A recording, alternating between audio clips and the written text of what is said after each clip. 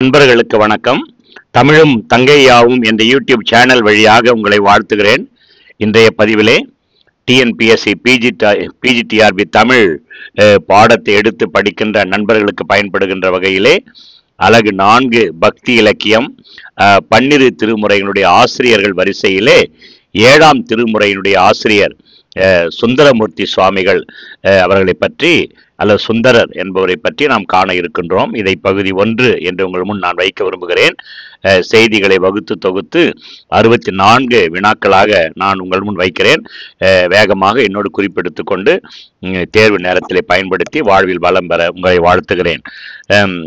7ஆம் திருமுறையின் ஆசிரியர் சுந்தரமூர்த்தி சுவாமிகளுடைய முழு வரலாறு. வினா 1. சுந்தரரை சைவ உலகில் எவ்வாறு அழைப்பர்? சுந்தரரை சைவ உலகில் சுந்தரமூர்த்தி நாயனார் அல்லது சுந்தரமூர்த்தி சுவாமிகள் என்று அழைப்பர். சுந்தரரை நாம் சுந்தரர் என்று சுருக்கமாக சொல்லுகிறோம். அவரை சைவ உலகிலே சுந்தரமூர்த்தி நாயனார் அல்லது சுந்தரமூர்த்தி சுவாமிகள் என்று அழைப்பார்கள். 2வது வினா, சுந்தரர் எந்த நூற்றாண்டை சார்ந்தவர்? இவர் 8ஆம் நூற்றாண்டை சார்ந்தவர் என்று கருதப்படுகிறது. இந்த சுந்தரர் என்பவர் யார்? இவர் சைவ சமய குறவர்களிலே ஒருவர். சைவ சமய குறவர் 4 என்று சொல்லுவார்கள். அந்த 4 பேரிலே இவர் ஒருவராக கருதப்படுகிறார். அது மட்டுமல்ல, சைவம் வளர்த்த 63 நாயன்மார்களில் ஒருவராக இவர் கருதப்படுகிறார். சுந்தரர் என்பவர் சைவ சமய குறவர்களிலே ஒருவர், 63 நாயன்மார்களிலே ஒருவராக கருதப்படுகிறார். சுந்தரருடைய பெற்றோர் யார்? 4வது வினா, சுந்தரருடைய பெற்றோர் யார்? சடையனார், இசை ஞானியார் என்பது சுந்தரருடைய பெற்றோர். இவர்கள் சைவ அந்தணர் குலத்தை சார்ந்தவர்கள். 5வது வினா, சுந்தரர் பிறந்த இடம் எது? அவதார ஸ்தலம் என்று சொல்லுவார்கள். வடமொழியிலே ஸ்தலம் என்பதை தமிழிலே இடம் என்று குறிக்கும். சுந்தரருடைய அவதார ஸ்தலம் அல்லது பிறந்த இடம் திருமுனைப்பாடி நாட்டு திருநாவலூர் என்ற இடத்திலே சுந்தரமூர்த்தி சுவாமிகள் அவர்கள் அவதரித்தார் என்று சொல்லலாம். அடுத்த வினா, சுந்தரருடைய இயற்பெயர் என்ன? சுந்தரருடைய இயற்பெயர் ஆரூரார் என்று சொல்லுவார்கள், நம்பி ஆரூரார் என்று சொல்லுவார்கள், நம்பி ஆரூரார் என்று சேர்த்து சொல்லுவார்கள். அதை நீங்கள் தெளிவாக மனதில் உள்வாங்க. ஆரூரார் என்று சொன்னாலும், நம்பி ஆரூரார் என்று பிரித்து சொன்னாலும், நம்பி ஆரூரார் என்று சேர்த்து சொன்னாலும் அது சுந்தரருடைய இயற்பெயர். இயற்பெயர் என்று சொன்னால் பெற்றோரிட்ட பெயர்.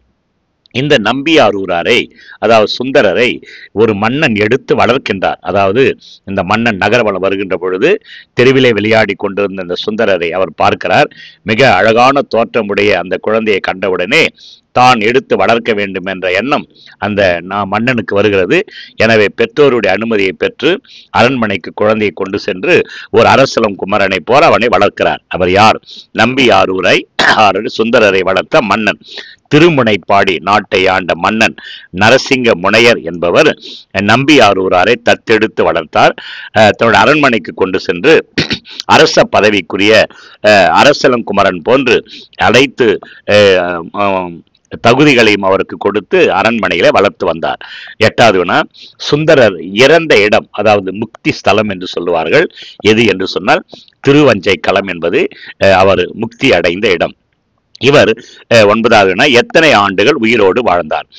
18 ஆண்டுகள் உயிரோடு வாழ்ந்தார். இதெல்லாம் நமக்கு ஒரு பேட் லக் என்றுதான் சொல்ல வேண்டும். அதாவது பெரும்பாலும் இந்த ஞான மார்க்கத்திலே, குறிப்பாக சைவ உலகிலே நமக்கு இலக்கியங்களை, பொக்கிஷங்களை வாரி கொடுத்த அந்த சான்றோர்கள் உயிரோடு வாழ்ந்த ஆண்டுகள் என்பது மிக குறுகிய காலம் என்பது நமக்கு கெட்ட நேரம் என்றுதான் சொல்லலாம். பலருடைய வரலாறை நாம் பார்க்கின்ற பொழுது மிக குறுகிய காலத்திலே அந்த சான்றோர்கள் மறைந்திருப்பது நமக்கு கெட்ட நேரம் என்றுதான் சொல்ல வேண்டும். 18 ஆண்டுகள் மட்டுமே சுந்தரர் வாழ்ந்தார். சுந்தரருடைய மார்க்கம் என்ன? சுந்தரருடைய மார்க்கம் யோக மார்க்கம் என்னும் சக மார்க்கம் என்று சொல்லப்படுகிறது. இவருடைய நெறி, சுந்தரருடைய நெறி எது? யோகம் அல்லது தோழமை நெறி என்பது இவருடைய நெறி. சுந்தரருடைய தத்துவம் எது? இவருடைய தத்துவம் சைவ சமயம் பற்றிய பக்தி நெறி என்று சொல்லலாம். 13வது வினா, இவருடைய சுந்தரருடைய தமிழ் என்ன தமிழ்? இவருடைய தமிழ் மிஞ்சு தமிழ். தமிழ் கெஞ்சு தமிழ் பார்த்திருக்கிறோம், கொஞ்சு தமிழ் பார்த்திருக்கிறோம். சுந்தரருடைய தமிழ் மிஞ்சு தமிழ். எதையும் இறைவனிடம் அதிகாரத்தோடு கேட்கிற ஒரு பழக்கம் இவருக்கு இருந்தது. உரிமையோடு இறைவன் என்பவன் தனக்கு தகப்பன் என்ற நிலையிலே அவரிடம் உரிமையோடு கேட்கிற ஒரு பாங்கு இவரிடம் இருந்ததை நம்மால் காண முடிகிறது. எனவே இவருடைய தமிழ் மிஞ்சு தமிழ். 14வது வினா, இவர் பாடிய தேவாரங்கள் பன்னிரு திருமுறையிலே எவ்வாறு சேர்க்கப்பட்டுள்ளன? பன்னிரு திருமுறையிலே சுந்தரர் பாடிய பாடல்கள் 7ஆம் திருமுறையாக வைக்கப்பட்டிருக்கிறது. இதை திருப்பாட்டு என்றும் சொல்லுவார்கள். 15வது வினா, சுந்தரர் பாடிய மொத்த பாடல்கள் எத்தனை? சுந்தரர் மொத்தம் 38,000 பாடல்கள் பாடினார் என்று நம்மால் அறிய முடிகிறது. ஆனால் நமக்கு கிடைத்த பாடல்கள் எத்தனை? நமக்கு கிடைத்த பாடல்கள் 100 பதிகங்கள். ஒரு பதிகத்திலே 10 பாடல் என்று நாம் கேள்விப்பட்டிருக்கிறோம். 100 பதிகங்கள். அந்த 100 பதிகங்களிலே 1026 பாடல்கள் மட்டுமே நமக்கு இன்றைக்கு கிடைத்திருக்கிறது. இவைதான் பன்னிரு திருமுறையிலே 7ஆம் திருமுறையாக வைக்கப்பட்டிருக்கிறது என்பதை நாம் உறுதியாக உள்வாங்க வேண்டும். 17வது வினா, பண் சுமந்த பாடல்கள் என்ற இலக்கியத்தில், சைவ இலக்கியத்திலே ஒரு பாடல் தொகுதிக்கு உண்டு. பாருங்க, 17வது வினா, பண் சுமந்த பாடல்கள் என்று யாருடைய பாடல்கள் அழைக்கப்படுகின்றன? இந்த சுந்தரருடைய பாடல்கள் பண் சுமந்த பாடல் என்று அழைக்கப்படுகிறது. காரணம், அந்த பாடல்கள் அனைத்தும் மிக சிறந்த பண்ணோடு அமைந்த காரணத்தினாலே இவை பண் சுமந்த பாடல் என்று அழைக்கப்படுகிறது. 18வது வினா, சுந்தரர் தம்முடைய பாடல்களிலே எத்தனை பண்களை அமைத்து பாடியுள்ளார்? ஏறக்குறைய 17 பண்களை அமைத்து அவர் பாடியிருக்கிறார். 19வது வினா, தேவாரங்களை செந்துருத்தி பண்ணிலே பாடியவர் யார்? இந்த திருமுறையில் இடம்பெற்றிருக்கிற சுந்தர தேவாரம் என்று சொல்லுவார்கள். அடுத்த வினாவிலே சொல்லியிருக்கிறேன். அந்த தேவாரங்களிலே செந்துருத்தி பண்ணிலே பாடியவர் சுந்தரர். மற்ற தேவாரங்களை பாடிய திருநாவுக்கரசரோ திருஞான சம்பந்தரோ இந்த செந்துருத்தி பண்ணை பயன்படுத்தவில்லை என்பது இங்கே கவனிக்க வேண்டிய செய்தி. இந்த செந்துருத்தி பண்ணிலே தேவாரங்களை பாடிய ஒரே ஒரு சான்றோர் சுந்தரர் என்பதை உள்வாங்க வேண்டும். சுந்தரர் பாடல்கள் திருமுறையிலே எவ்வாறு அழைக்கப்படுகிறது? சுந்தர தேவாரம் என்று அழைக்கப்படுகிறது. சுந்தர தேவாரம் என்று இவ அழைக்கப்படுகிறது. சுந்தரருக்கு முற்பிறவியிலே ஒரு பெயர் உண்டு. அந்த முற்பிறவியினுடைய பெயர் வரலாறு இப்ப உங்க முன்னால நான் வைக்கிறேன். சுந்தரருடைய முற்பிறவியினுடைய பெயர் என்ன? முற்பிறவியிலே அவருக்கு ஆளாள சுந்தரர் என்று பெயர். சுந்தரருடைய முற்பிறவியினுடைய பெயர் ஆளாள சுந்தரர். இறைவன் சுந்தரரிடம் கூறியது யாது? வித்தகம் பேச வேண்டாம், விரைந்து பணி செய்ய வேண்டும் என்ற ஒரு கோட்பாட்டை, ஒரு அழுத்தமான ஒரு உத்தரவை இறைவன் சுந்தரரிடம் சொன்னதாக வரலாறு. 23வது வினா, சுந்தரர் எந்த மன்னனுடைய காலத்திலே வாழ்ந்தார்? சுந்தர் எந்த மன்னனுடைய காலத்திலே வாழ்ந்தார்? சுந்தரர் 2ஆம் நரசிம்மவர்மன் ராஜசிம்மன் காலத்திலே வாழ்ந்தார். இவருடைய காலம் வரலாற்றிலே சுமார் கிபி 695 722 என்று குறிக்கப்பட்டிருக்கிறது. அப்படியானால் சுந்தரர் இந்த அரசனுடைய காலத்திலே வாழ்ந்தால் இவருடைய காலம் என்பது ஏறக்குறைய 6ஆம் நூற்றாண்டின் பிற்பகுதி 7ஆம் நூற்றாண்டின் முற்பகுதி என்று குறிக்கப்பட வேண்டும். ஆனால் சில நூல்களிலே சுந்தரருடைய காலம் 8ஆம் நூற்றாண்டு என பதிவு செய்யப்பட்டிருக்கிறது. பழைய வரலாறு நமக்கு வரலாறுகள் சரியான முறையிலே பதிவு செய்யப்படாத காரணத்தினாலே இந்த சான்றோருடைய வரலாற்றை, சிலருடைய வரலாறு நமக்கு கிடைக்கிறது, சிலருடைய வரலாறுகளை தோராயமாக நாம் கணிக்க வேண்டிய ஒரு சூழ்நிலை. எனவே சுந்தருடைய காலத்தில் இருவேறுபட்ட கருத்துக்கள். இந்த 2ஆம் நரசிம்மனை பற்றிய தெளிவான சான்றுகள் உள்ளது. இவன் சைவ சமயத்திற்கு அதிகமாக தொண்டு செய்தவன் இந்த 2ஆம் நரசிம்மவர்மன். அதாவது சிற்பங்கள் நிரம்பிய மாமல்லபுரத்தை நிறுவியவன் இவன் தான் என்பதை நாம் உள்வாங்க வேண்டும். காஞ்சிபுரத்திலே சிறந்த கைலாசநாதர் கோயிலை எழுப்பியவனும் இந்த 2ஆம் நரசிம்மவர்மன் தான். கூடுதலாக இந்த தகவலை உங்களுக்கு நான் தருகிறேன்.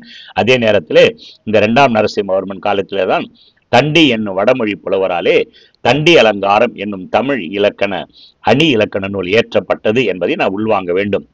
இந்த நரசிம்மவர்ம பல்லவ மன்னன் தான் சுந்தரர் எழுதிய திருத்தொண்ட தொகை, சுந்தர திருத்தொண்ட தொகை என்ற ஒரு நூல் எழுதினார். அந்த திருத்தொண்ட தொகையிலே இந்த நரசிம்மவர்ம பல்லவன் தான் கழற்சிங்க நாயனாராக சேர்க்கப்பட்டுள்ளார். 60 நாயனார்கள், 60 சிவனடியாருடைய வரலாறு அந்த திருத்தொண்ட தொகையிலே குறிக்கப்பட்டிருக்கிறது. அந்த திருத்தொண்ட தொகையில குறிக்கப்பட்ட 60 சிவனடியார்களிலே இந்த கடற்சிங்க நாயனார், இந்த நரசிம்மவர்ம பல்லவன் தான் 2ஆம் நரசிம்ம பல்லவன் கடற்சிங்க நாயனார் என்ற பெயரிலே சேர்க்கப்பட்டிருக்கிறார் என்பதை நாம் உள்வாங்கி சிந்திக்க வேண்டும். கூடுதலாக பல செய்திகளை அந்தந்த நேரத்திலே நான் உங்களுக்கு பதிவு செய்திருக்கிறேன். ஏனென்று சொன்னால் நமக்கு PGTRB என்பது அழுத்தமான ஆழமான வினாக்களை கேட்கின்ற ஒரு தேர்வு. மேலோட்டமாக நாம் செல்ல முடியாது. எனவே தொடர்புடைய கருத்துக்கள், அழுத்தமான ஆழமான கருத்துக்களை வாய்ப்பு கிடைக்கின்ற பொழுது ஆங்காங்கே நான் பதிவு செய்திருக்கிறேன். 24வது வினா, சுந்தரருடைய நண்பர் என்று அழைக்கப்பட்டவர் யார்? சுந்தரருடைய நண்பர் என்று அழைக்கப்பட்டவர் சேரமான் பெருமாள் நாயனார். சேரமான் பெருமாள் நாயனார். இவர் ஆதி உலா என்னும் திருக்கைலாய நாதர் உலாவை பாடியிருக்கிறார். ஆதி உலா என்னும் திருக்கைலாய நாதர் உலாவை பாடியிருக்கிறார். இந்த திருக்கைலாய நாதர் உலா இந்த 12 திருமுறையிலே 11ஆம் திருமுறையிலே இடம்பெற்றிருக்கிறது என்பதை நாம் உள்வாங்க வேண்டும். இந்த சுந்தரருக்கு பல்வேறு பெயர்கள் வழங்கப்பட்டது. அவருக்கு வழங்கப்பட்ட பெயர்கள் லிஸ்ட் பாருங்க. 1 வன்தொண்டர், அதுக்கப்புறம் தம்பிரான் தோழர், சேரமான் தோழர், திருநாவலூரார், ஆளாள சுந்தரர், ஆளுடைய நம்பி, தமிழ்நாதன், ஈசனுக்கு இனியன், சைவ நற்றமிழ் களிறு என பல்வேறு பெயர்களாலே இவர் அழைக்கப்பட்டார் என்பதை நாம் கவனத்தோடு உள்வாங்க வேண்டும். 26வது வினா, சுந்தரருடைய பிறவி நோக்கம் என்ன? சுந்தரர் அவருடைய வரலாறு அழுத்தமான வரலாறு. நேரம் அதிகமாக இந்த பதிவுகள் இடம்பெறுவதனாலே நான் முக்கியமான கருத்துக்களை மட்டும், ஒருவேளை நீங்கள் விரும்பினால் இந்த பகுதி 2ஐ நான் பதிவு செய்து நான் உங்கள் முன் வைக்க விரும்புகிறேன். அதாவது இவர் செய்த அற்புதங்களை நான் இந்த பதிவிலே இடம்பெற செய்யவில்லை. காரணம் நீண்ட பதிவு என்பதனாலே நான் முக்கியமான கருத்துக்களை மட்டும் வைத்திருக்கிறேன். சுந்தரருடைய பிறவி நோக்கம், இவர் ஏன் இந்த உலகத்தில் பிறந்தார் என்பது வினா.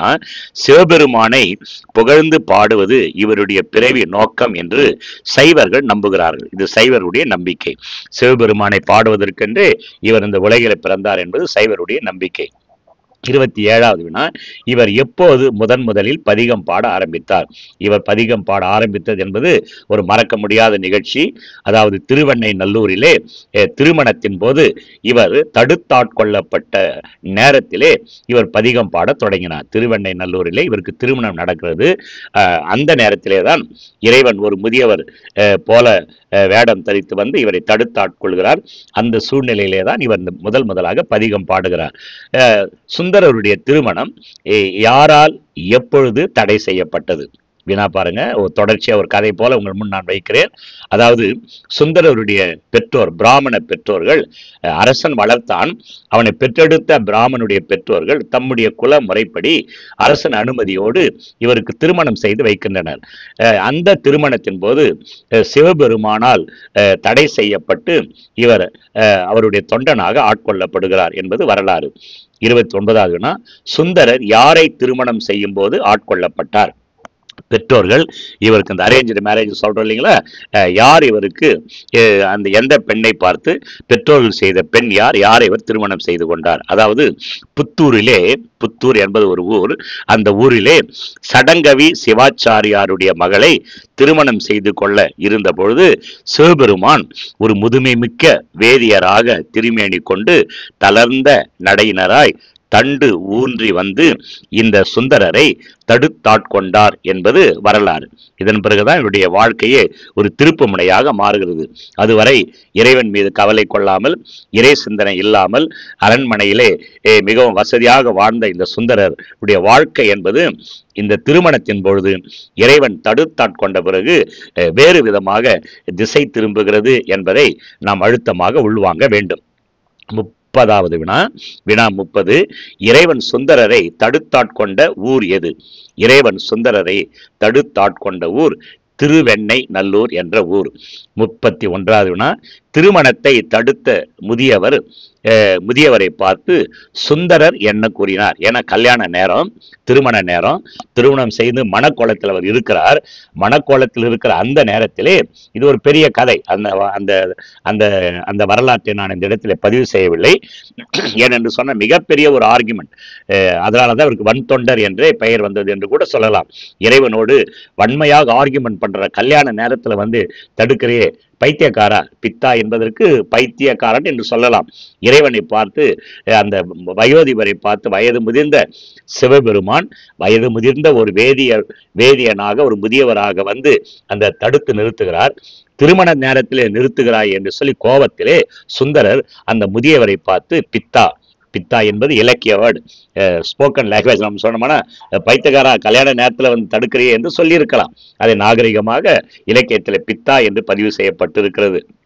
இந்த பித்தா என்ற சொல்லை கடைசியில் என்னை பற்றி பாடு என்று சொல்லுகிறார். பாருங்க, அடுத்தது பிற்காலத்திலே சுந்தரருக்கு இறைவன் கொடுத்த முதல் அடியது. இறைவன் சுந்தரரை தடுத்தாட்கொண்ட பிறகு என்னை நோக்கி என்னை பற்றி நீ பாடு என்று சொல்லுகிறார். அப்பொழுது சிவபெருமான் சொல்லுகிறார், சிவன் சொல்லுகிறார் என்னை பற்றி பாடு என்று சொல்லி, சுந்தரன் சொல்லுகிறார் எனக்கு எதுவுமே தெரியாதே, நான் என்ன தொடங்கி எப்படி பாடலை தொடங்குவது என்று அங்கலாய்க்கின்ற பொழுது இறைவன் சிவன் சொல்லுகிறான், நீ என்னை முதலில் அழைத்தது பித்தா என்றுதானே. உன்னுடைய திருமணத்திலே நான் ஒரு மிகப்பெரிய பிரச்சனையை செய்து என்னை தடுத்தாட்கொண்ட பொழுது என்னை நீ பித்தா பைத்தியகாரம் தானே நீ என்ன சொன்ன, அதை தொடரை வைத்தே, அந்த சொல்லை வைத்தே என்னை பித்தா என்று நீ அழைத்தாய். அந்த பித்தா என்ற சொல்லையே முதன்மையாக கொண்டு என்னை பாடு என்று சொல்லி இறைவன் கட்டளையிடுகிறான். சுந்தரரும் அந்த பித்தா பிறைசூடி அந்த முதல் பாடல் அப்படிதான் தொடங்குகிறது. இது அழுத்தமாக பதிவு செய்யப்பட வேண்டிய ஒரு செய்தி. உங்களுக்கு சந்தேகம் இருந்தால் நேரம் கருதி வேகமாக செல்லுகிறேன். நேரம் உங்களுக்கு இது இருந்தால் அந்த கமெண்ட் பாக்ஸில் பதிவு செய்யுங்க, நான் மேலும் விளக்க முயற்சி செய்கிறேன். 33வது வினா, சிவபெருமானால் நிறுத்தப்பட்ட திருமணத்திற்கு பிறகு சுந்தரரை மணந்து கொள்ள இருந்த அந்த சடங்கவி சிவாச்சாரியாருடைய மகளுடைய நிலைமை என்ன? கல்யாணம் நடந்தது. கல்யாணம் நடக்க போற சூழ்நிலையிலே சிவபெருமான் முதிய அந்தனர் வடிவத்தில் அந்த சுந்தரரை தடுத்தாட்கொண்டு திருமணத்தை நிறுத்துகிறார். அதுக்கப்புறம் என்ன ஆச்சு அப்படின்னு சொன்னோம்னா, அந்த சடங்கவி சிவாச்சாரியருடைய மகள் சுந்தரரையே தமது கணவனையே கண்கண்ட தெய்வம் என்று சொல்லுவோம் இல்லையா, தனக்கு நியமிக்கப்பட்ட கணவன் சுந்தரர் தான் என்று மனதிலே முடிவு செய்து அந்த சுந்தரரையே தனது வழிபடு தெய்வமாக தியானித்து எந்த திருமணமும் மறுமணம் செய்து கொள்ளாமல் உலக வாழ்வை நீத்து கடைசியிலே இறைவனடி சேர்ந்தார் என்பது வரலாறு. இது நம்முடைய தமிழ் பெண்களுக்கு உரிய சான்றாக இந்த அம்மையார் அக்காலத்திலே நமக்கு இருக்கிறார் என்பது நாம் அறியப்பட வேண்டிய செய்தி. 34வது வினா, சிவபெருமானாலே தடை செய்யப்பட்ட திருமணம் அதே சிவபெருமான் அருளாலே சிவன் துணை கொண்டு வேறு முறையில் நடக்கிறது. திரும்ப கேள்வி உள்வாங்குங்க. சிவபெருமானாலே தடை செய்யப்பட்ட அந்த திருமணம் அதே சிவனுடைய அருளாலே மற்றொரு முறை நடக்கிறது. எப்படி அப்படி பாருங்க. அந்த முதல் முறை நிச்சயம் செய்யப்பட்ட பெண்ணை சுந்தரர் மணக்கவில்லை. அதற்கு மாறாக சுந்தரர் வேறு குலம் சார்ந்த, அந்தனர் குலத்தை சாராத வேறு குலம் சார்ந்த பெண்களை இவர் திருமணம் செய்கிறார். ஒருவர் யார் அப்படின்னு கேட்டீங்கன்னா, பரத்தையர் குடும்பத்தை சார்ந்த பறவையார் என்பது, பரத்தையர் குடும்பத்தை சார்ந்த கணிகையர் குடும்பத்தை சார்ந்த பறவையார் என்ற பெண்ணை மணக்கிறார். அதோடு நில்லாமல் மற்றொரு பெண் வேளாளர் குடும்பத்தை சார்ந்த சங்கிலியார் என்ற பெண்ணை இவர் மணக்கிறார். அடுத்த வினா பாருங்க, சுந்தரர் யாரை மணந்தார்? ஒரு தெளிவுக்காக கன்சால்டேட் பண்ணி சொல்ற, திருவாரூர் பறவையாரையும், பறவை நாச்சியார் என்று சொல்லுவார்கள், திருவொற்றியூர் சங்கிலியாரையும் சங்கிலி நாச்சியார் என்று சொல்லுவார்கள். இந்த இரண்டு பெண்களை மணந்தார். முதலிலே ஒரு திருமணம் நடந்தது, அது தடுத்து நிறுத்தப்பட்டது. அடுத்து இந்த இரண்டு பெண்களை சுந்தரர் மணப்பதற்கு காரணம் என்ன? ஒரு வினா நமக்கு எழுதலாம். முதலே அந்த திருமணத்தை ஒழுங்கா செஞ்சிருக்கலாமே, ஏன் அந்த ஒரு பெண்ணுடைய வாழ்க்கையை நாசப்படுத்தி நிறுத்தி இந்த ரெண்டு பெண்கள், அதுவும் அந்தன குலத்தை சார்ந்த சுந்தரர் மற்ற குலத்தை சார்ந்த பெண்களை மணப்பதற்கு காரணம் என்ன என்று சொன்னால் அது முற்பிறவி பயன் என்று சொல்லலாம். இது என்னுடைய பதில் தான். அவருடைய வரலாறை படித்த பொழுது எனக்கு இந்த சிந்தனை, முற்பிறவியினுடைய பயன் காரணமாக இந்த திருமணம், இந்த 2 பெண்களை அவர் திருமணம் செய்து கொண்டார் என்பதை நாம் உள்வாங்க வேண்டும். அதை விளக்கம் பாருங்க. 37வது வினா, முற்பிறப்பிலே சுந்தரர் யாராக இருந்தார்? சரி, என்னதான் நடந்தது முற்பிறவியில், அவருடைய வரலாறு என்ன அப்படின்னு சொன்னா, முற்பிறவியிலே சுந்தரருக்கு வேற பெயர் பாருங்க. சுந்தரர் முற்பிறப்பிலே திருக்கைலாய மலையிலே சிவபெருமானுடைய அடியவர்களுள் ஒருவரான ஆலால சுந்தரம் என்னும் பெயரில் இருந்தார். அப்போ முற்பிறவியிலே சுந்தரர் எங்கே இருந்தார் என்று சொன்னால் கைலாயத்தில் இருந்தார். கைலாயத்திலே சிவபெருமானுக்கு பிஏ மாதிரி, அவர் பர்சனல் அசிஸ்டன்ட் மாதிரி அவர் கூடவே இருந்தார். என்ன செஞ்சார் திருக்கைலாயத்திலே அப்படின்னு கேட்டா, தினமும் மலர்களை கொய்து மாலை தொடுத்து சிவனுக்கு அணிதலும் திருநீற்றினை ஏந்தி நிற்றலும் இவருடைய பணிகள். இவருடைய பணிகள் 2 பணிகள். ஒரு நாள் என்ன நடக்குது பாருங்க. அந்த கைலாய மலையிலே தான் அவர் வாழ்ந்து கொண்டிருந்தார், சிவனோடு ஐக்கியப்பட்டிருந்தார். ஒரு நாள் என்ன நடக்குது பாருங்க. ஒரு நாள் மலர் கொய்ய இவர் நந்தவனம் சென்ற பொழுது அங்கே அனித்திதை, கொஞ்சம் கவனிங்க, இங்கதான் பாயிண்ட் வருது. அனித்திதை, கமலினி என்று சொல்லப்படுகின்ற 2 பெண்கள். இவர்கள் இருவரும் உமையம்மை, உமையம்மையினுடைய சேடியர்கள், உதவி ஆட்கள் அங்கே மலர் கொய்து கொண்டிருந்தனர். இவர் சிவபெருமானுக்கு மாலை தொடுக்க மலர் கொய்ய அந்த சுந்தரர் செல்லுகிறார். அதே நேரத்திலே உமையம்மைக்கு மாலை தொடுக்க இங்க பாருங்க, அனித்திதை, அதுக்கப்புறம் கமலினி என்ற 2 பெண்களும் அங்கே வருகின்றனர். இந்த காட்சியை சிவபெருமான் காணுகின்றார். பாருங்க, இதனை கண்ட சிவபெருமான் திருவிளையாடல் புரிய தொடங்குகிறார். சிவபெருமானுக்கு ஒரு மூடு வந்துட்டானா அப்பன் சிவனுக்கு உடனே விளையாட தொடங்குவார். அவருடைய திருவிளையாடல் செய்ய வேண்டும் என்ற எண்ணம் அவருக்கு வந்தது. அதன் அடிப்படையிலே சுந்தரர் அந்த பெண்களை கண்டு காதல் கொள்ளும்படி சுந்தரருடைய மனதிலே அவர் ஏவுகிறார். உடனே அந்த பெண்களை கண்டவுடனே சுந்தரருக்கு அந்த பெண்கள் மீது காதல் வந்து விட்டது. அதே போல அந்த பெண்களுடைய மனதிலே ஒரு சலனத்தை சிவன் ஏற்படுத்துகிறார். அந்த பெண்களும் சிவன் சித்தப்படி சுந்தரர் மீது காதல் கொள்ளுகின்றனர். உடனே இருந்தாலும் கூட சுந்தரர், நாம் கைலாயத்திலே அப்பன் சிவனுக்கு அருகில் நாம் இருப்பதனாலே எந்த தவறையும் செய்யக்கூடாது என்று சொல்லி மனதை திடப்படுத்தி, காதல் வசப்பட்ட அந்த சுந்தரர் மனதை திடப்படுத்தி கொண்டு மலர் கொய்து சிவனுக்கு மாலை சாற்றும் அந்த நேரத்திலே சிவன், அப்பன் சிவன் சுந்தரரை நோக்கி சொல்லுகிறார், எப்பா, நீ அம்மாதர் மீது மனம் வைத்தமையையும் நான் கண்டேன்.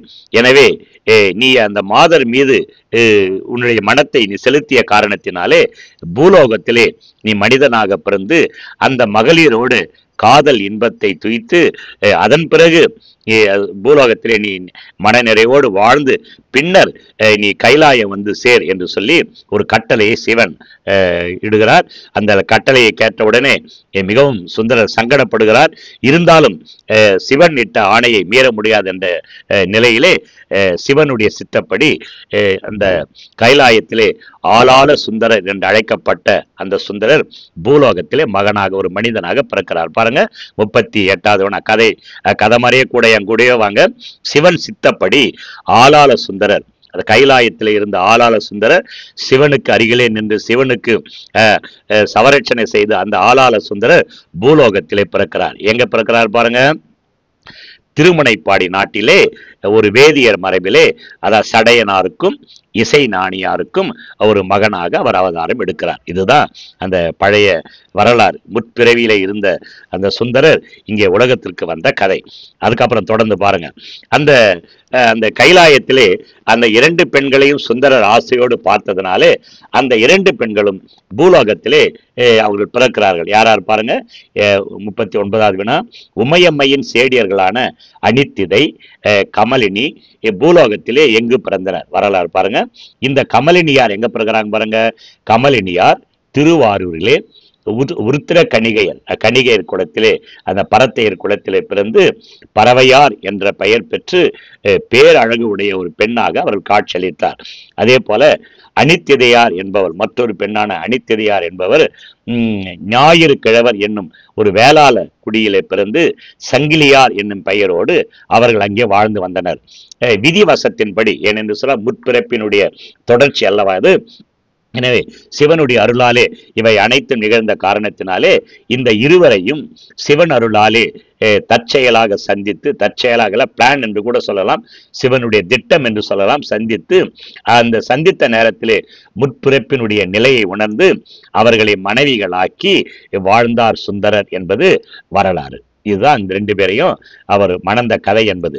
சரி, 2 பேரையும் மணந்த சுந்தரர் 2 மனைவியரிடமும் எவ்வாறு வாழ்ந்தார்? எதனா பிரச்சனை வந்ததா, சண்டை வந்ததான்னு கேட்டா இல்ல. இருவரிடத்தும் அன்பான வாழ்க்கை நடத்தி பெருமை வாய்ந்த ஒரு சிறந்த சிவனடியாராக விளங்கி பல பதிகங்களை இவர் பாடி குவித்தார் என்பது வரலாறு. எல்லாம் வரலாறு தான், அதை நம்ம உள்வாங்க வேண்டும். 41வது வினாக்கு நாம் செல்லுவோம். கொஞ்சம் இருங்க. 41வது வினா. தம் மனைவியரை எங்காவது பாடல்களிலே அவர் பதிவு செய்திருக்கிறாரா என்பது வினா என கேட்டிருக்கிறாங்க. தம் மனைவியரை பாடல்களில் சுந்தரர் எந்தாவது பதிவு செய்திருக்கிறாரா என்று சொன்ன ஒரு இடத்திலே பறவை எனும் என் காதலிக்கும் எனக்கும் பற்றாக உள்ள பெருமானை என்ற ஒரு இடத்திலே பதிவு. பறவையாரை திருமணம் செய்து கொண்டார். அந்த பறவை எனும் என் காதலிக்கும் எனக்கும் பற்றாக உள்ள பெருமானை என்ற ஒரு செய்தி ஒரு இடத்தில் காணப்படுகிறது. 42வது சுந்தரர் எத்தகைய வாழ்க்கையை வாழ்ந்தார்? அவருடைய வாழ்க்கை எப்படி இருந்ததுன்னு கேட்டா, இந்த உலக வாழ்க்கையில் பெரும் இன்பங்கள் எல்லாவற்றையும் பெற்று மகிழ்ந்து சிவனை பாடி மகிழ்ந்து வாழ்ந்தார். எந்த குறையும் இருக்கல. கடவுள் எந்த குறையும் சுந்தரருக்கு வைக்கவில்லை. நிறைவான வாழ்க்கை, உலக இன்பங்களை முழுமையாக அனுபவித்து அதே நேரத்திலே சிவஸ்தலங்களுக்கு சென்று சிவனை பாடி பதிகங்களை பாடி ஒரு நிறைவான ஒரு வாழ்க்கையை சுந்தரர் வாழ்ந்தார் என்று நாம் அறிய வேண்டும். 43வது வினா. சுந்தரருக்கு இடையிலே கண் பார்வை போகிறது. அது ஒரு வரலாறு. வாய்ப்பிருந்தால் அடுத்த பதிவிலே நான் அதை உங்களுக்கு தெளிவாக விளக்கமாக வைக்க விரும்புகிறேன். ஒரு ரன்னிங் இதில் உங்களுக்கு சொல்லிட்டு போறேன். சுந்தரருக்கு கண் பார்வை போக காரணம் என்ன? அதாவது முதலிலே பறவை நாச்சியாரை, அதாவது முற்பிறப்பினுடைய தொடர்பாலே மணந்து மகிழ்வோடு இருந்தார். முதலில் பறவை நாச்சியாரை திருமணம் செய்கிறார், மகிழ்ச்சியா இருக்கிறார். அதன் பிறகு என்ன ஆச்சுன்னு சொன்னா, சங்கிலியாரை கண்டு அதே முற்பிறப்பு தொடர்பாலே அவரையும் மணந்து அவர் உன்னை பிரியன் என்று வாக்கு கொடுத்து அவரோடு சேர்ந்து வாழ்கிறார். ஆனால் 2வது திருமணம் செய்த நாச்சியாரோடு வாழ்ந்த நேரத்திலே அந்த முதலிலே மணந்த அந்த பறவை நாச்சியார், பறவையாருடைய எண்ணம் அவருக்கு அதிகமாக வந்து தொல்லை செய்கிறது. காரணம், 2 மனைவியரை அவர் நேசித்தார். எனவே அதிகமான சிந்தனை வந்ததனாலே 2வது மணந்த அந்த நாச்சியாரை சற்று விட்டுவிட்டு பறவையாருடைய எண்ணம் அதிகமாக வந்த காரணத்தினாலே அவர் அந்த சங்கிலியாரை விட்டு பறவை நாச்சியாரை தேடி போகிறார். இந்த நேரத்திலே இவருடைய பார்வை, இதனால் இவருடைய கண் பார்வை பறி போகிறது என்று இலக்கியத்திலே நம்மால் காண முடிகிறது. இறந்த 2 கண்களையும் 2 இடங்களிலே பெறுகிறார். பாருங்க வினா. சுந்தரர் இழந்த பார்வை எங்கு பெறுகிறார்? இது உங்களுக்கு விளங்குதா பாருங்க. ஏன்னு சொன்னா, நான் பெரும்பாலும் இலக்கியம் படித்த மாணவிகள் தான் நம்ம இந்த தேர்வுக்கு தயாராகும். நம்ம இந்த கிளை கதைகளெல்லாம் ஓரளவுக்கு கற்பனை அதிசயங்கள் நமக்கு தெரிஞ்சிருக்கும். ஒருவேளை உங்களுக்கு தெரியவில்லை என்று சொன்னால் கமெண்ட் பாக்ஸிலே பதிவு செய்யுங்கள். என்னன்னு சொன்னால், படிக்க வேண்டிய பாடங்கள் அதிகமாக இருக்கிறது. அழுத்தமாக சுத்தமாக தெரியவில்லை, இது கேள்விப்படவில்லை என்று சொன்னால் இதிலே பதிவு செய்யப்பட்டிருக்கிற நிகழ்ச்சிகளை நீங்கள் கமெண்ட் பாக்ஸில் பதிவு செய்தால் அதை பற்றிய பதிவை உங்கள் முன் நான் வைக்கிறேன். சுந்தரர் இடக்கண்ணை பெற்ற இடம் காஞ்சிபுரம், வழக்கண்ணை பெற்ற இடம் திருவாரூர். 2 இடங்களிலே 2 கண்களை அவர் பெறுகிறார். அடுத்து பாருங்க 45வது வினா. சுந்தரருடைய பாடல்களிலே காண்பதற்கு அரியவை எவை? இந்த சுந்தரருடைய பாடல்ல எந்த இடத்திலும் இல்லாத கருத்து துறவும் உலக வெறுப்பும் அவருடைய பாடல்களிலே நம்மால் காண முடியாது. துறவை பற்றியோ அல்லது இந்த உலக காரியங்களை வெறுக்கின்ற சிந்தனையோ இவருடைய பாடல் இல்லை. 2 பெண்களை அவர் மணந்தார் என்கின்ற பொழுதே அவர் ரொம்ப ஜாலியானவர் என்பதை நம்மால் உள்வாங்க வேண்டும். இருந்தாலும் கூட அந்த சிவ சிந்தனை அவர் விட்டு மறையவில்லை. சைவ சிந்தனை, சைவத்தை பரப்ப வேண்டும் என்ற அழுத்தம் அவரை விட்டு பிரியவில்லை. உலக வாழ்க்கையை, மனைவி மக்கள் அந்த வாழ்க்கையை அவர் அனுபவிக்கிறார். அதே நேரத்தில் இறைவனுக்கும் தொண்டு செய்தார். அவருடைய பாடல்களிலே எந்த இடத்திலும் இந்த வாழ்க்கை துரத்தலையோ அல்லது உலகத்தை வெறுத்தலையோ அதற்கு கூறுபாடுகளை நம்மால் காண முடியவில்லை. தெளிவா நீங்க இருக்கணும். சுந்தரர் எப்போது முக்தி அடைந்தார்? இவர் பதிகள் பல சென்று அங்காங்கே பாடல்களை பாடி இறுதியிலே சேரமான் பெருமாள் நாயனாரோடு கைலையிலே சென்று முக்தி பெற்றார் என்பது ஒரு செய்தி. இதுவும் ஒரு தனி நிகழ்ச்சி. அவர் சேரமால் பெருமாள் நாயனாரை அழைத்து கொண்டு எப்படி கைலாயம் செல்கிறார் என்பது ஒரு நிகழ்ச்சி. தேவைப்பட்டால் அந்த பதிவை உங்கள் முன் வைக்கிறேன். 47வது வினா, திருப்பரங்குன்ற பதிகத்தை யார் முன்னிலையில் இவர் பாடினார்? மூவேந்தருடைய முன்னிலையிலே இந்த திருப்பரங்குன்ற பதிகத்தை பாடினார் என்பது பதிவு செய்யப்பட்டு இலக்கிய வரலாறுகளே பதிவு செய்யப்பட்டிருக்கிற ஒரு செய்தி. 48வது வினா, கொஞ்சங்க, சுந்தரர் தம் பாடல்களிலே யாரை பற்றி குறிப்பிட்டு பாடியுள்ளார்? வரலாற்று அடிப்படையிலே சிலரை குறிப்பிட்டு பாடியிருக்கிறார். ஒன்று, பாண்டியன் நெடுமாறன் பற்றி அவருடைய பாடல்களிலே குறிப்பு வருகிறது. அதே போல திருநாவுக்கரசரையும் திருஞான சம்பந்தரையும் பாடியுள்ளார். தமக்கு முன்னே சைவ தொண்டாற்றிய திருஞான சம்பந்தர், திருநாவுக்கரசர் அவர்களுடைய குறிப்புகளை தன்னுடைய பாடலிலே அவர் பதிவு செய்திருக்கிறார். 49வது வினா, சுந்தரர் தம் பாடல்களை எம்முறையில் எழுதினார்? எந்த முறையிலே தன்னுடைய பாடல்களை அவர் எழுதியிருக்கிறார் பாருங்க. சுந்தரர் எந்த முறையிலே தன்னுடைய பாடல்களை எம்முறையில் எழுதியிருக்கிறார்? அதாவது தமக்கு தேவையானவற்றை சிவபெருமானிடம் உரிமையோடு கேட்டு பாடுவது வழக்கம். ஏனென்று சொன்னால் இறைவன் என்பவன் நமக்கு தந்தை போல. எனவே நாம் கடவுளிடம் கேட்கின்ற பொழுது எந்த தேவைகளை நாம் கேட்டாலும் இறைவனிடம் உரிமையோடு, எந்த மீடியேட்டர் நாம் வைக்கவே கூடாது. உரிமையோடு நம் தந்தையிடம், பெற்ற தந்தையிடம் நாம் பொருட்களை கேட்டு பெறுவது போல நமக்கு தேவையான பொருட்களை, உதவிகளை இறைவனிடம் வேண்டி பெறுதல் என்பது ஒரு மிக சிறந்த நிலை என்று சொல்லலாம். அதே போல இந்த சுந்தரர் தமக்கு தேவையான அனைத்தையும் சிவபெருமானிடம் உரிமையோடு கேட்டு பெறுகின்ற ஒரு பழக்கம் அவருக்கு இருந்தது. பாடல்களில் அதை நம்மால் காண முடிகிறது. ஆனால் இந்த மண்ணுலகத்து செல்வர்கள் மண்ணுலகத்து செல்வர்களின் வீட்டை நாடி சென்று அவர்களை புகழ்ந்து பாடி திரியும் புலவர்களுடைய வாழ்வை வெறுத்து பாடினார். அதாவது நமக்கு தேவை என்று சொன்னால் நம்முடைய அப்பன் சிவனிடம் நான் கேட்க வேண்டுமே தவிர இந்த மண்ணுலகிலே வாழ்ந்து கொண்டிருக்கின்ற செல்வருடைய வீட்டை சென்று அவர் கதவை தட்டி இல்லாத பொல்லாத செய்திகளை சொல்லி அவரிடமிருந்து பொருளை நாம் பெறுவதை நாம் தவிர்க்க வேண்டும் என்ற அழுத்தமான எண்ணம் சுந்தரருக்கு இருந்தது. அதை ஒரு பதிகத்திலே 10 பாடலாக அவர் பாடியிருக்கிறார். மிக நல்ல கருத்துக்களாக இருந்ததுனாலே அதை நான் உங்கள் முன் வைத்திருக்கிறேன். அதாவது இந்த பிறப்பிற்கு உரிய பலனை அடைய புலவர்களுக்கு கூறிய அறிவுரையை தொகுத்தெழுது. அதாவது இந்த உலகத்திலே வாழ்ந்திருக்கின்ற புலவர்கள் தங்களுடைய அடிப்படை தேவைகளை பூர்த்தி செய்ய அவர்கள் எவ்வாறு செயல்பட வேண்டும் என்ற ஒரு அழுத்தமான ஒரு கருத்தை முன்வைக்கிறார். இது அறிவுரை என்று கூட சொல்லலாம். திரும்பவும் சொல்றேன், இந்த பிறப்பிலே இப்பொழுது வாழுகின்ற புலவர்கள் இந்த பிறப்புக்குரிய அடிப்படை தேவைகளை பெற்றுக்கொள்ள அவர்கள் எவ்வாறு செயல்பட வேண்டும் என்று ஒரு பதிகத்தை பாடியிருக்கிறார் பாருங்க. தம்மையே புகழ்ந்து இச்சையான முறையிலே பேசினாலும் சார்ந்து நின்றாலும் பொருள் தர மனமில்லாத பொய்மையான வாழ்வு உடைய செல்வரை பாடாமல் சிவனுடைய கோயிலை மட்டுமே பாடுங்கள். இதை இவர் டாக்டர் மூவா அவர்கள் தன்னுடைய இலக்கிய வரலாற்றிலே ஒரு இடத்தில் பதிவு செய்திருக்கிறார் இந்த கருத்தை மட்டும். அதாவது தம்மையே புகழ்ந்து இச்சையான முறையில் பேசினாலும் சார்ந்து நின்றாலும் என்னதான் அவங்க புகழ்ந்து பேசினாலும் ஒரு சிறு பொருளை கூட கொடுக்க மனமில்லாத செல்வர்களை நீங்கள் புகழ்ந்து பாடாதீர்கள். சிவனுடைய கோயிலுக்கு சென்று சிவனை பாடுங்கள். அடுத்து பாருங்க, இந்த பிறப்புக்கு உரிய உணவும் உடையையும் நாம் பெறலாம், இடர் நீங்கி வாழலாம், மறுமையிலே சிவகதியும் அடையும். எப்போ? சிவனை நாம் பாடுகின்ற பொழுது. சிவனை பாடுகின்ற பொழுது உணவுக்கு பஞ்சம் இருக்காது, இடர் நீங்கி வாழலாம், மறுமையிலே நமக்கு சிவகதியும் கிடைக்கும். வீரத்தின் மிடுக்கு இல்லாத செல்வனை வீமன் அர்ஜுனன் என்று புகழ்வதிலே எந்த விதமான பயனும் இல்லை. சுந்தரருடைய கருத்துது. அதுக்கு பாருங்க, கொடுக்க மனமில்லாதவனை பாரி என்று புகழ்ந்து கூறினாலும் கொடுப்பதற்கு அங்கே யாரும் இல்லை, அவனிடம் எதுவும் இல்லை, இருந்தாலும் கொடுக்க மாட்டான். மூத்து தளர்ந்து உடல் நடுங்கும் கிழவனாகிய செல்வனை நம்ம அந்த வள்ளலை போய் பார்க்கிறோம். அவர் ரொம்ப வயசானவன். மூத்து தளர்ந்து உடல் நடுங்கும் கிழவனாகிய செல்வனை மலை போன்ற தோல் உடையவன் என்று புகழ்ந்து வாழ்த்துவதிலே எந்த விதமான பயனும் இல்லை. வஞ்சக நெஞ்சனை, கொடியவனை, பாவியை, கெட்டவனை சாது என்று கூறி பாடுவதாலே எந்த ஒரு பயனும் இல்லை. கொஞ்சம் இந்த வஞ்சக நெஞ்சம், கொடியவன், பாவி, கெட்டவன்.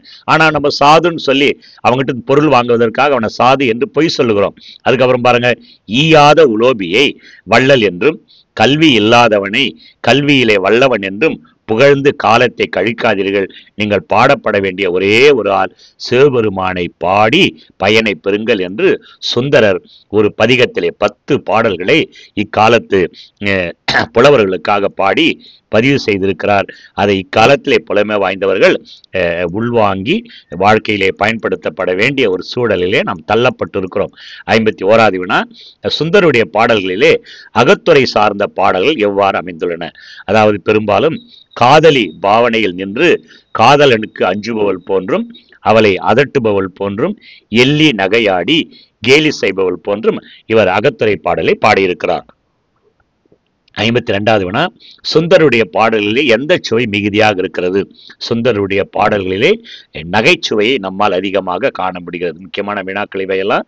53வது வினா, சுந்தரருடைய பாடல்கள் எவ்வகை பாவால் ஆனவை? சுந்தரருடைய பாடல்கள் அனைத்தும் விருத்தப்பாக்களால் ஆனவை. விருத்தப்பாக்கள் ஆனாய். அடுத்து பாருங்க, 54வது வினா முடிச்சிடலாம். 54வது வினா, சுந்தருடைய பாடல்கள் பன்னிரு திருமுறையிலே எவ்வாறு அழைக்கப்படுகிறது? பன்னிரு திருமுறையிலே சுந்தருடைய பாடல்கள் சுந்தரர் தேவாரம் என்று அழைக்கப்படுகிறது. 55வது வினா, சுந்தரர் பாடிய எந்த நூல் பெரிய புராணத்திற்கு மூல நூலாக இருந்தது? சுந்தரர் ஒரு நூல் பாடுறாரு, அதுதான் பெரிய புராணத்திற்கு, சேக்கரார் எழுதிய பெரிய புராணத்திற்கு அடிப்படை நூலாக மூல நூலாக. என்ன நூல் எழுதினார் பாருங்க? திருத்தொண்ட தொகை என்ற ஒரு நூலை சுந்தரர் பாடினார். அதிலே 60 நாயன்மார்களை அவர் பாடியிருக்கிறார். ஆனால் சேக்கடார் பாடுகின்ற பொழுது பெரிய புராணத்திலே 63 நாயன்மார்களாக அதை மாற்றுகிறார். பின்னால் நான் சொல்லியிருக்கிறேன் பாருங்க. சுந்தரர் தன் திருத்தொண்ட தொகையை எங்கு பாடினார்? எந்த இடத்துல ஒரு சுந்தரர் இந்த திருத்தொண்ட தொகையை பாடினார் பாருங்க? திருவாரூர் கோயிலில் உள்ள திருவாசிரிய மண்டபத்திலே இவர் பாடினார். இந்த திருத்தொண்ட தொகையினுடைய முதல் அடி எவ்வாறு தொடங்குகிறது? வினா கேட்கப்பட்டிருக்கிறது. தில்லைவாழ் அந்தணர்தம் அடியார்க்கும் அடியேன் என்ற வடிவத்திலே அந்த திருத்தொண்ட தொகை தொடங்குகிறது என்பதை நான் உள்வாங்க வேண்டும். சுந்தரர் இயற்றிய திருத்தொண்ட தொகை நூல்களிலே யாரை அவர் பாடியிருக்கிறார்? சுந்தரர் ஒரு பாட்டை பாடினாரு, அதுதான் சேக்கிழாருக்கு மூல நூலாக மாறியது என்று நாம் பார்த்தோம். அப்படி அவர் என்ன பாடினார் பாருங்க? சுந்தரர் இயற்றிய திருத்தொண்ட தொகை நூலிலே யாரை பாடியிருக்கிறார்? அவர் 60 சிவனடியார்களை பற்றியும் 9 தொகையடியார் பற்றியும் அவர் பாடியிருக்கிறார். ஆனால் சுந்தரர் எழுதிய திருத்தொண்ட தொகை யாருடைய நூலுக்கு மூல நூலாக மாறியது? ஏற்கனவே சொல்லியிருக்கிறேன், சேக்கிழார் எழுதிய பெரிய புராணத்திற்கு மூல நூலாக அது மாறுகிறது. சேக்கிழார் பெரிய புராணத்திலே கூறும் செய்தியாது. சுந்தரர் இங்க பாருங்க, சுந்தரர் சேக்கிழார் பெரிய புராணத்திலே கூறுகின்ற செய்தி என்னன்னு கேட்டீங்கன்னா, சுந்தரர் திருத்தொண்ட தொகையிலே 60 சிவனடியார்களை அவர் பாடி வச்சாரு. ஆனா சேக்கிழார் என்ன பண்ணாருன்னு கேட்டீங்கன்னா, சுந்தரரையும் சுந்தரமூர்த்தி நாயனாரையும் அவரது பெற்றோர்களான சடையனார், இசை நாணியார் ஆகிய மூவரையும் சேர்த்து சிவனடியார் எண்ணிக்கை 63 மாற்றி அந்த பெரிய புராணத்திலே பதிவு செய்திருக்கிறார். கடைசி வினா, 61வது வினா, சுந்தர பாடலிலே புத்தர் சமண பற்றியோ பௌத்த மதத்தை பற்றியோ குறிப்பு இருக்கிறதா என்பதை வினா ஒரே ஒரு குறிப்பை கூட நம்மால் காண முடியவில்லை. 62வது வினா, சுந்தரர் காலத்திலே வாழ்ந்த ஆழ்வார் யார்? சுந்தரர் காலத்திலே வாழ்ந்த ஆழ்வார் திருமங்கை ஆழ்வார். ஆழ்வார்கள் 12, நாயன்மார்கள் 63 பேர் அறிந்திருப்போம் என்பதை நான் அறிந்திருக்கிறேன். சுந்தரர் பாடிய பாடலிலே முக்கியமான சில மேற்கோள்கள் மட்டும் பாருங்க. சுந்தரர் பாடிய பாடல்களிலே சைவ உலகிலே தனிச்சிறப்பு பெற்றன யாவை, அல்லது பாடிய பாடல்களிலே சிறப்பு மேற்கோள்கள் எவை என்று கேட்கப்படலாம். இந்த அடியை கொடுத்துட்டு இது யாருடைய அடி என்று கேட்கலாம். பாருங்க, பித்தா பிறைசூடி பெருமானே அருளாளா என்பது சுந்தரருடையது. பொன்னார் மேனியனே புலித்தோலை அரை கசைத்தன்பது இவரது. தம்மானை அறியாத சாதியாறு முளரோ. அதுக்கப்புறம் மாதவம் செய்து தென்திசை வாழ்ந்திட தீதிலா திருத்தொண்டர் தொகை தர என்ற வரியும் இவருடையது. நற்றமிழ் வல்ல ஞான சம்பந்தன் என்பதும் இவருடைய வரி. இந்த அடிகளை கொடுத்து இந்த அடிகள் யாருடையது என்று கேட்பதற்கு வாய்ப்பு உண்டு. கடைசி வினா பாருங்க. சுந்தரர் பாடிய முதல் பதிகம் எது? சுந்தரர் முதல்ல பாடிய பதிகம் பித்தா பிறைசூடி என்ற பதிகம். இந்த பதிகத்தை பாடுவதற்கு இறைவன் அடியெடுத்து கொடுத்தான் என்பது வரலாறு. இந்த வரலாறுகளை நான் பல வரலாற்று நிகழ்ச்சிகளை, முக்கியமான வரலாற்றை மட்டும் பதிவு செய்திருக்கிறேன். உங்களுக்கு தேவை என்றால் கமெண்ட் பாக்ஸில் பதிவு செய்யுங்கள். ஒரு மிகப்பெரிய ஒரு பதிவை, ஒரு பாடத்தை வேகமாக உங்கள் முன் நான் வைத்திருக்கிறேன். இருந்தாலும் கூட உங்களுக்கு கற்க கசடர் என்ற முறையிலே மிக தெளிவாக உள்வாங்கி இருப்பீர்கள் என்று நான் நினைக்கிறேன். இந்த பதிவு உங்களுக்கு பயனுள்ளதாக இருக்குமேயானால் நண்பர்களுக்கு ஷேர் செய்யுங்கள். பாடம் 12 திருமுறையிலே 7ஆம் திருமுறையினுடைய ஆசிரியர் சுந்தரமூர்த்தி நாயனார் அல்லது சுந்தரமூர்த்தி சாமிகள் பற்றிய ஒரு தெளிவான பதிவை 64 வினாக்களில் வைத்திருக்கிறேன். உங்களுடைய கருத்துக்களை கமெண்ட் பாக்ஸிலே பதிவு செய்யுங்கள். நண்பர்களுக்கு இதை ஷேர் செய்யுங்கள். தமிழும் தங்கையாவும் என்ற இந்த சேனலை சப்ஸ்கிரைப் செய்யுங்கள். நிறைய பேர் சப்ஸ்கிரைப் பண்ணாமே நீங்கள் பார்ப்பதை நான் அறிகிறேன். ஏறக்குறைய 75% மக்கள் சப்ஸ்கிரைப் செய்யாமலே பார்க்கிறீர்கள். எனவே சப்ஸ்கிரைப் செய்யுங்கள். மற்றொரு சிந்தனையோடு, மற்றொரு பாடத்தோடு மீண்டும் சந்திப்போம். நன்றி, வணக்கம், வாழ்க வளமுடன்.